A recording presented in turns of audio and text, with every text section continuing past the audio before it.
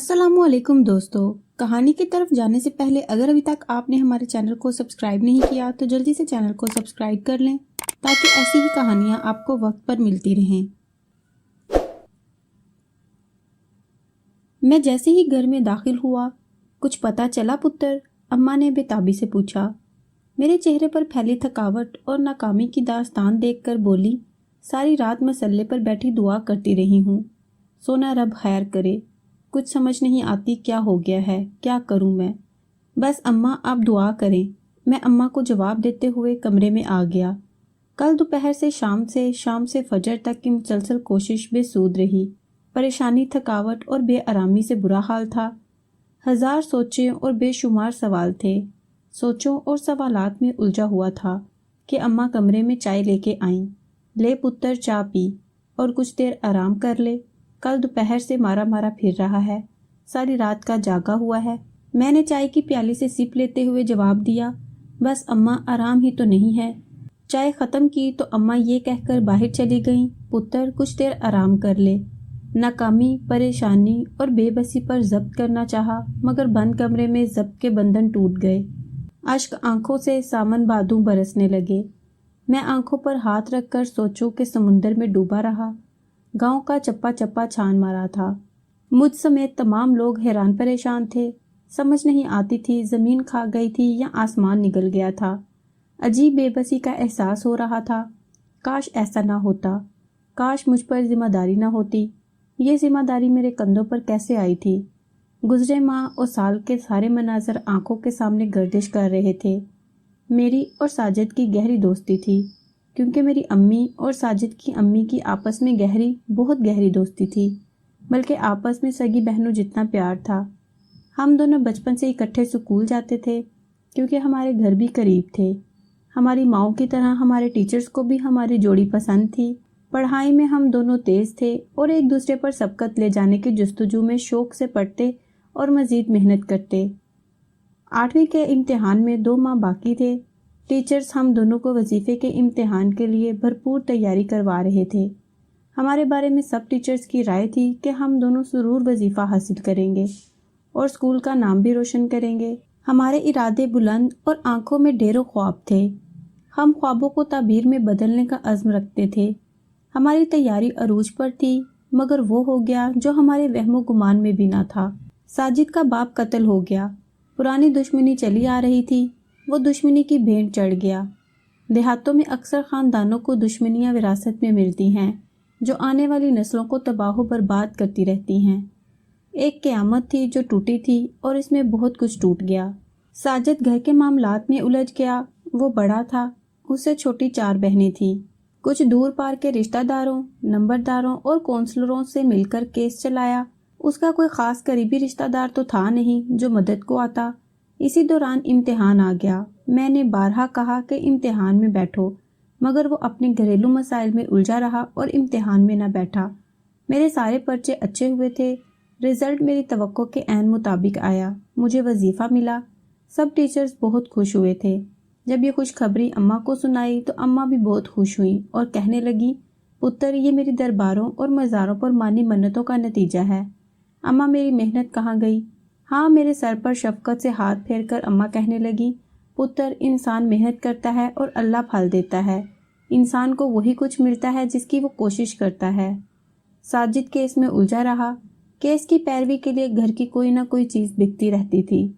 जब उसको मेरे रिज़ल्ट का पता चला तो वो बहुत खुश हुआ। मुझसे मिलने आया, मुझे मुबारकबाद दी और कहने लगा, तुझे बांगी कुक्कड़ खिलाऊंगा। काश तू भी इम्तिहान देता, कितना मज़ा आता ना अगर हम दोनों को वजीफ़ा मिलता। अरे इंसान के इरादे कुछ होते हैं और होता कुछ और है। बस ज़िंदगी ने ये इम्तिहान लेना था मेरा। वक्त कब ठहरता है, वक्त गुजर जाता है। मैं इंटर कर चुका था और फारिग था। साजिद से मेरी दोस्ती मज़ीद पुख्ता हो चुकी थी। अवाइल अक्टूबर के दिन थे, निखरी निखरी धूप थी। मैं साजिद की बैठक पर आया हुआ था। वो मेरे सामने वाली चारपाई पर बैठा था। अभी तक केस चल रहा था। सहूलतकार जेल में था और असल मुल्जिम इश्तिहारी हो चुका था। केस पर बहुत पैसा लग चुका था। अब साजिद के घर में माल में से सिर्फ एक गाय बाकी रह गई थी और सारे जानवर बिक चुके थे। केस शैतान की आंत की तरह तवील होता जा रहा था اور کچھ فائدہ بھی نہیں ہو رہا تھا۔ کیا ہی بہتر ہے کہ تم صلح کر لو اور ان سے ہر جانا لے لو، میں نے ساجد سے کہا۔ یہ بات تم نے کی ہے، کوئی اور کرتا نا تو میں اسے بتاتا۔ ساجد کے لہجے میں غصہ تھا۔ لوگ کیا کہیں گے ساجد نے باپ کا خون بیچ دیا؟ دیکھو ساجد، لوگ تو باتیں کرتے رہتے ہیں، انسان کو اپنا نفع نقصان دیکھنا چاہیے، میں نے اسے سمجھاتے ہوئے کہا۔ ساجد پر حالات کا بہت زیادہ اثر ہوا تھا۔ چھوٹی چھوٹی باتوں پر غصے میں آ جانا اس کا معمول بن گیا تھا۔ ساجد کی اماں، جسے میں خالہ کہتا تھا، وہ مجھے اکثر کہتی رہتی تھی کہ اس کا خیال رکھا کرو، کہیں غصے میں نقصان نہ کر بیٹھے۔ مجھے خود بھی اس بات کا خدشہ رہتا تھا۔ بندوق اور پستول اس کے پاس تھا، کہیں وہ انتقام کی آگ میں نہ جل جائے۔ ساجد کی ماں کو بھی یہ وہم لگا رہتا تھا۔ عصر ڈھل کر شام میں تبدیل ہو رہی تھی۔ مجھے زور کی بھوک لگی ہوئی تھی۔ اماں سالن بنا رہی تھی اور سالن کی خوشبو نتنوں سے ٹکرا کر بھوک اور بڑھا رہی تھی۔ حیاتہ بہن خیر نہ لائی ہے نا؟ اماں نے ساجد کی ماں سے پوچھا۔ بہن نیاز پکائی تھی، گڑ والے چاول دینے آئی ہوں، خالہ خیاطہ نے جواب دیتے ہوئے چارپائی پر میرے سرہانے بیٹھ گئی۔ پتر، تیری باتوں کا ساجد پر اثر ہوا ہے، اسے میں نے مزید سمجھایا۔ رولے چنگے نہیں ہوتے، پہلے سر کا تاج گیا، اب ہر پل ڈر لگا رہتا ہے کہیں آنکھوں کا تارا نہ اس دشمنی کی نظر ہو جائے۔ اکیلی زنانی اور 4 بیٹیوں کی ماں ہوں، جندڑی کو روگ اور دماغ کو سوچے کھا گئی ہیں، وہ درد رسیدہ لہجے میں بتاتی اور ہاتھ سے آنکھوں کا پانی صاف کرتی رہتی۔ خالہ کو پریشان دیکھ کر میرا کلیجہ کٹ رہا تھا۔ کاش میرے بس میں ہوتا تو سارے جہان کی خوشیاں خالہ کے قدموں میں ڈھیر کر دیتا۔ پتر، تو چاول کھا، میں بھی کیا اپنے غموں کی پٹاری کھول کر بیٹھ گئی ہوں۔ خالہ نے یہ کہتے ہوئے چاول کی بڑی سی پیتل والی پرات میرے سامنے رکھ دی۔ میں، اماں اور خالہ مل کر چاول کھانے لگے۔ چاول بڑے مزیدار تھے۔ خالہ نے تھوڑی دیر بعد ہاتھ روک لیا۔ اماں بھی اٹھ کر چولہے چوکی کرنے چلی گئی۔ میں چاول کھاتا رہا اور خالہ سے باتیں کرتا رہا، انہیں تسلی دیتا رہا اور اچھے دنوں کی آس دلاتا رہا۔ آس بھی کتنی عجیب چیز ہے نا، انسان ساری زندگی اچھے دنوں کی آس میں گزار دیتا ہے۔ سورج مغرب کی پناہ میں گم ہو رہا تھا۔ میں اور ساجد دریائے سندھ کے مشرقی کنارے پر بیٹھے باتیں کر رہے تھے۔ میرا موضوع وہی تھا کہ اب خاندانی دشمنی کو ختم کر کے امن شانتی کے ساتھ جینا چاہیے۔ کچھ معزز لوگ چاہتے تھے کہ صلح ہو جائے، پر میرے باپ کا کیا قصور تھا؟ قتل تو میرے دادا نے کیا تھا نا، میرا باپ تو شرافت کی زندگی گزار رہا تھا۔ ساجد خلاف توقع نرم لہجے میں مجھ سے بات کر رہا تھا۔ کیس پر اتنا پیسہ لگا ہے، مگر کیا نتیجہ نکلا؟ بات تو تمہاری ٹھیک ہے، میں کچھ سوچتا ہوں، ساجد نے گہری سانس لیتے ہوئے جواب دیا۔ اسی دوران مسجد سے اذان کی صدا بلند ہوئی تو ہم اٹھ کر مسجد کی طرف چل دیے۔ نماز پڑھ کر گھر کی جانب آ رہے تھے۔ ساجد گمسم تھا۔ ہم جیسے ہی مڑے، شیدہ نشے میں دھت ساجد سے ٹکرا گیا۔ اوئے اندھا ہے، دیکھ کر نہیں چل سکتا کیا؟ ساجد نے غصے سے پوچھا۔ اندھا تو ہے، تیرے باپ کا خون کتنے چاٹ گئے، تجھے قاتل نظر نہیں آتے؟ شیدے کا اتنا کہنا تھا کہ چٹاک سے ساجد نے شیدے کے منہ پر تھپڑ دے مارا۔ ساجد کی غصے سے رگیں پھول گئیں۔ ساجد اسے روئی کی طرح دھنک رہا تھا۔ شور شرابہ سن کر لوگ آ گئے، دونوں کو چھڑوایا۔ شیدہ پکی عمر کا تھا، نشے کا عادی تھا، لاغر تھا، مار کٹائی سے شیدے کی بری حالت تھی۔ ساجد غصے سے بھرا ہوا تھا۔ ہم دونوں گھر کی جانب چل دیے۔ میرا گھر پہلے آتا تھا۔ جب گھر آیا تو میں نے ساجد کو شام کے کھانے کے لیے روکنا چاہا، مگر وہ نہ رکا۔ لوگ مجھے بغیرت سمجھتے ہیں، اب میں غیرتی بن کر دکھاؤں گا۔ وہ غصے میں تھا اور بڑبڑا رہا تھا۔ مجھے خدشہ تھا کہیں کوئی نقصان نہ کر بیٹھے، اس کے ساتھ چل دیا۔ ہم گھر پہنچے تو لڑائی کی خبر خالہ حیاتہ تک پہلے ہی پہنچ چکی تھی۔ وہ پریشان دروازے پر کھڑی تھی۔ میری اماں کو بھی پتہ چلا، وہ بھی تھوڑی دیر بعد وہاں آ گئی۔ سب پریشان تھے۔ ہم ساجد کو سمجھاتے رہے کہ ایسے لوگوں کے منہ نہیں لگنا چاہیے۔ رات گئے تک میں اور اماں وہیں رہے۔ ساجد گمسم بیٹھا رہا۔ ساجد کی بہنوں کے چہروں پر رنج و غم کے سائے چھائے ہوئے تھے۔ اپنوں کو پریشان دیکھ کر کتنی اذیت ہوتی ہے، یہ دکھ لفظوں میں بیان نہیں کیا جا سکتا۔ میں اور اماں بوجھل دل لیے اپنے گھر آ گئے۔ ماموں عمر سعودی عرب جا رہے تھے۔ اماں بہت خوش تھیں۔ میں اور اماں ماموں سے ملنے سرگودا آئے ہوئے تھے۔ میں ساجد کو اکیلا چھوڑ کر نہیں آنا چاہتا تھا، مگر مجبوری تھی۔ اماں بار بار اپنے بھائی سے تاکید کر رہی تھی کہ وہاں جا کر میری بہن حیاتہ کے لیے ضرور دعا کرنا کہ ان کی مصیبتیں ٹل جائیں، ان کی ساری پریشانیاں ختم ہو جائیں۔ اگلی صبح ماموں کی فلائٹ تھی۔ گاڑیاں بھر کر ماموں کو الوداع کرنے ہم گئے۔ رخصتی کے وقت اماں نے پھر ماموں سے اپنی منہ بولی بہن حیاتہ کے لیے خصوصی دعاؤں کی درخواست کی۔ دن بھر اور رات گئے تک میں اپنے کزن کے ساتھ سرگودا کا بہت کچھ دیکھ چکا تھا۔ یہاں تو دل لگ گیا تھا، مگر جمعرات کی صبح اماں نے کہا تھا کہ واپس جانا ہے۔ جمعرات کی شام اماں نے بلوٹ شریف شاہ عیسیٰ کے دربار پر جانا تھا۔ اماں نے منت مانی ہوئی تھی، اسی لیے اماں کسی طور پر بھی رکنے کو تیار نہ تھی، اس لیے واپس آ گئے۔ عصر کے وقت اماں دربار پر چلی گئیں۔ تھکن کی وجہ سے سونے کے لیے میں لیٹ گیا۔ نیند غالب تھی، حالانکہ اماں عصر کے بعد سونے نہیں دیتی تھی۔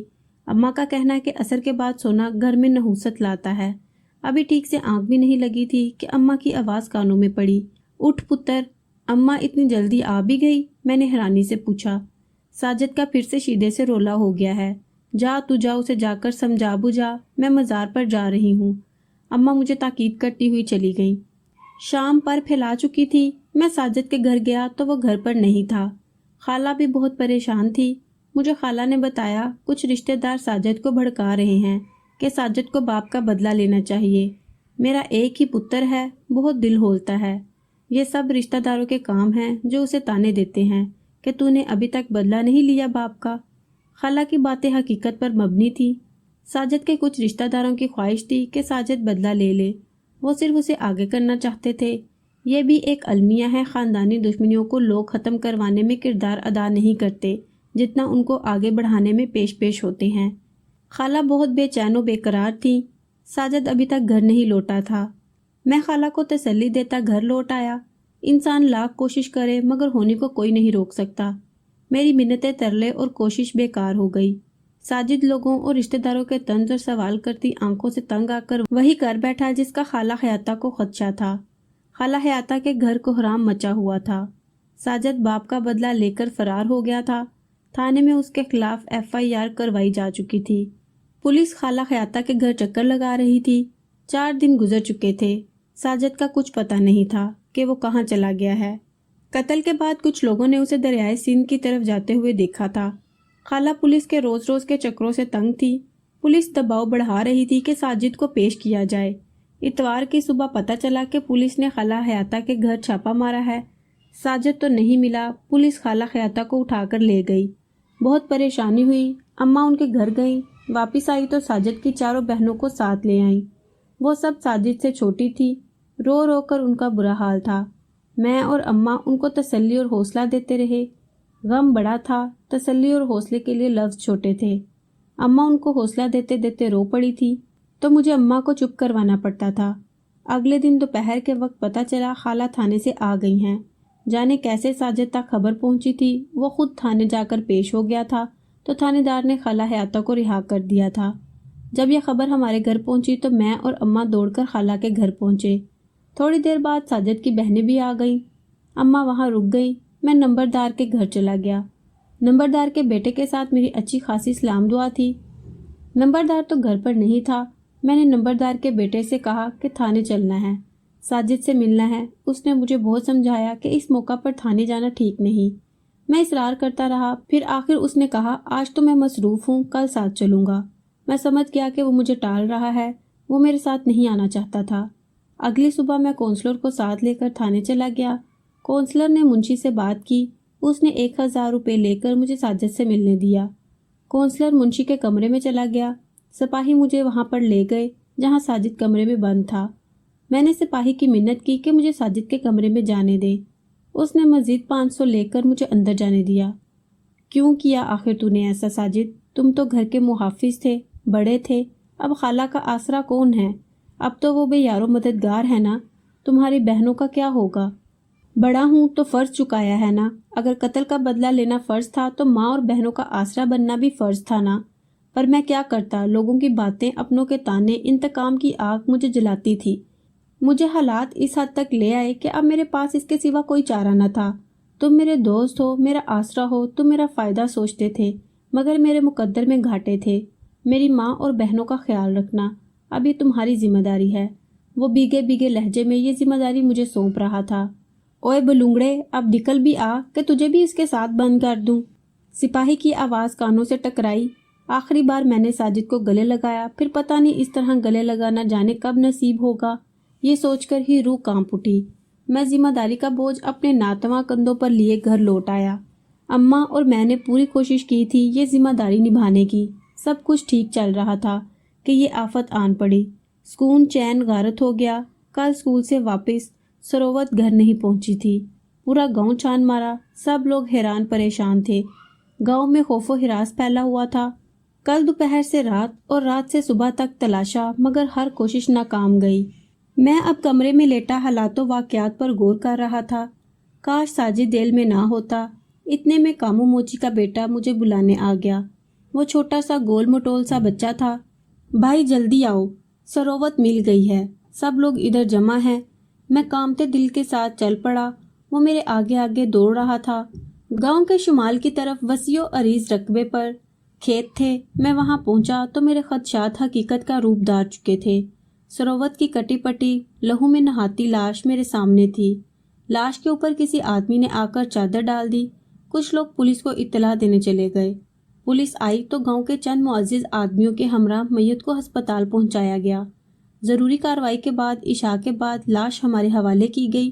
رات کو ہی منہ دکھانے کے لیے میاں والی سینٹرل جیل لاش کو لے گئے۔ ساجد اپنی بہن کی لاش دیکھ کر سلاخوں پر ٹکرے مار مار کر روتا رہا۔ اگلی صبح جنازہ ہوا۔ اپنی منہ بولی پھول سی بہن کی قبرستان میں تدفین ہوئی۔ اس موقع پر ساجد کی کمی شدت سے بہت محسوس کی۔ دوپہر کو پوسٹ مارٹم رپورٹ مل گئی۔ جانے وہ کون سے ظالم درندے تھے جن کی اجتماعی زیادتی نے معصوم سی کلی کو نوچ ڈالا تھا۔ دین سے دوری ہے یا پتہ نہیں کیا وجہ ہے، ہمارا معاشرہ بے حس ہو گیا ہے۔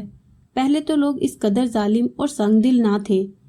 پہلے تو اس طرح معصوم بچی سے زیادتی کا کیس کبھی نہیں سنا تھا۔ ایک قیامت تھی جو گزری، جانے میرا کلیجہ کیوں نہیں پھٹا اس ستم کے بعد۔ میں کیسے اور کیوں زندہ ہوں؟ میں سوچتا اور دل میں روتا ہوا کہ بہت تلاش کیا مگر وہ ظالم درندے انسان نہیں ملے۔ اگر مل جاتے تو انہیں میں چیر دیتا۔ ان کو زندہ رہنے کا کوئی حق نہیں تھا۔ وہ میری آنکھوں سے اوجھل تھے، اسی لیے آنکھیں برستی تھیں۔ میں نے FIR بھی کٹوائی مگر پولیس نے کوئی خاص پیش رفت نہ کی۔ جب ساجد کو پتہ چلا کہ اس کی معصوم بہن کو نوچا گیا ہے تو یہ جان کر وہ بیمار ہو گیا۔ عدالت میں اس کے علاج کے لیے درخواست دی گئی مگر وہ منظور نہ ہوئی۔ جیل کے ڈاکٹرز اس کا علاج کرتے رہے۔ علاج میں کمی تھی یا جانے وہ غم تھا، وہ ہارٹ اٹیک کی وجہ سے چل بسا۔ ایک اور قیامت تھی جو آئی اور گزر گئی۔ پے در پہ صدمات نے شل کر دیا، آنکھوں کا تو پانی بھی ختم ہو گیا تھا۔ بیٹی کے بعد بیٹے کی موت سے خالہ خیاطہ کا ذہنی توازن بگڑ گیا۔ میں اور اماں خالہ خیاطہ اور ان کی تینوں بیٹیوں کو اپنے گھر لے آئے۔ لوگ اور ان کے دور پار کے رشتہ دار طرح طرح کی باتیں کرتے تھے۔ 5 ماہ بعد ہم لوگوں کی باتوں سے تنگ آ گئے۔ اماں نے مشورہ دیا کہ ہم یہاں سے شفٹ ہو جاتے ہیں۔ میں نے ایسا ہی کیا۔ گھر اور زمین فروخت کر کے ہم سرگودا آ گئے۔ خالہ خیاطہ اور ان کی بیٹیاں بھی ہمارے ساتھ آ گئیں۔ خالہ خیاطہ کا تو ذہنی توازن ابھی بھی ٹھیک نہیں ہوا۔ یہاں نئے لوگ اور نیا ماحول ہے تو لوگوں کی باتیں اور تانے نہیں ہیں۔ میرے کندھوں پر 3 بہنوں کی بھاری ذمہ داریاں ہیں، وہ مجھے ہر حال میں نبھانی ہے اور نبھا رہا ہوں۔ کبھی تو حالات بدلیں گے، کبھی تو اچھے دن آئیں گے، اسی آس پر جی رہا ہوں۔ قابل گرفت ہیں ایسے رشتہ دار اور لوگ جو اپنی منفی سوچوں سے خاندانی دشمنیوں کی آڑ میں معصوم لوگوں کو بھڑکا کر جرم کا ارتکاب کروا دیتے ہیں۔ اللہ سب کو ایسے شیطان صرف درندوں سے محفوظ رکھے۔ آپ کو کیسی لگی کہانی کمنٹ باکس میں ضرور بتائیے گا۔